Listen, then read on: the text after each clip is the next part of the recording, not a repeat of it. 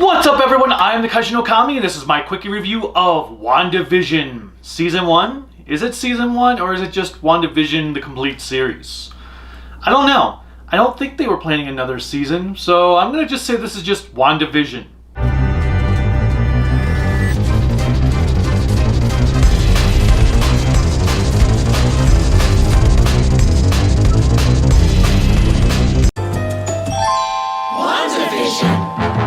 WandaVision is the first Disney Plus Marvel TV series to come out, and I have to say that originally I had no interest in this show. I really actually didn't have an interest in any of these MCU TV series that are going to be on Disney Plus outside of Falcon and the Winter Soldier.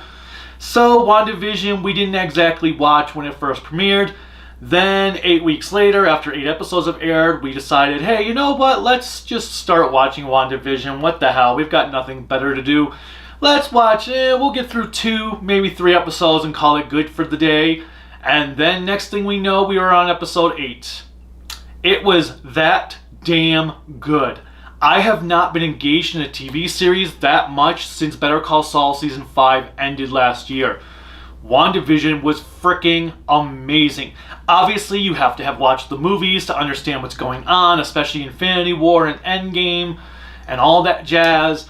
But overall, it's a solid piece of entertainment. It's a great kickstart to the MCU TV shows, and I cannot wait to see where these shows go now. I am practically sold on almost every live-action MCU show. Maybe some of the animated stuff. I'm not sure yet. The What If thing might be cool, but I don't have an interest in the Iron Man Armored Wars. But whatever, those are for other reviews later on or other videos. Let's talk about WandaVision. So how to describe WandaVision without ruining it? Basically, Wanda Maximoff, or Scarlet Witch if you know the comic books, and Vision are living together in a house in this little town. Each episode is done like a sitcom from a specific era. So the first episode is kind of like a sitcom from the 50s. The second episode is a sitcom from the 60s. The third episode is a sitcom from the 70s. The fourth episode is actually not a sitcom. It's actually done with some other Marvel characters, which is pretty cool.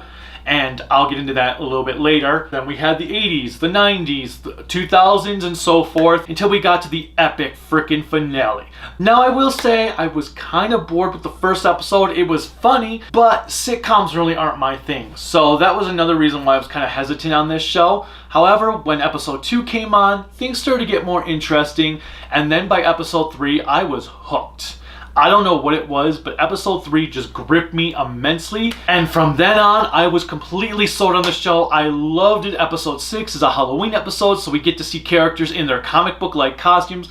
Granted, they purposely made the comic book-like costumes look bad to make them look like cheap Halloween costumes, which was kind of disappointing, but it was still awesome to see comic book costumes in live action. All the characters are great. Obviously, you already know who Wanda and Vision are if you've seen the movies. Because of how late they came into the MCU, they were some of the most underdeveloped stuff outside of what they did with them in Civil War. Now they got to be fully fleshed out, which was fantastic. In fact, Elizabeth Olsen was incredible in here. She had to play so many different parts and have so many different types of emotions and act differently because she had to act like the characters from that era. It kind of reminded me of Liv Moore and iZombie with how the actress had to pull off all these different personalities, and it worked. She really got to show a wide range of abilities that she has that she doesn't usually get to show off in the MCU films. That was really, really impressive. I was very surprised with how good of an actress she was in this thing because she played every scene nearly flawlessly.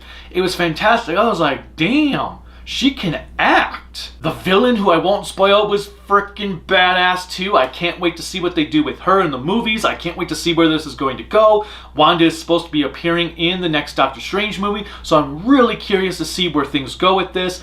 I know that apparently there were some people that were pissed off because something that happened in the show didn't go in the direction they wanted to.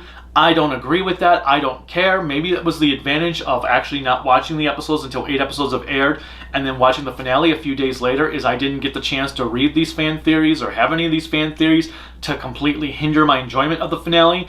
I thought the finale was badass epic. We do have some returning cast members from the MCU. We've got the girl from Thor that was very annoying in Thor, the assistant, and I didn't hate her here.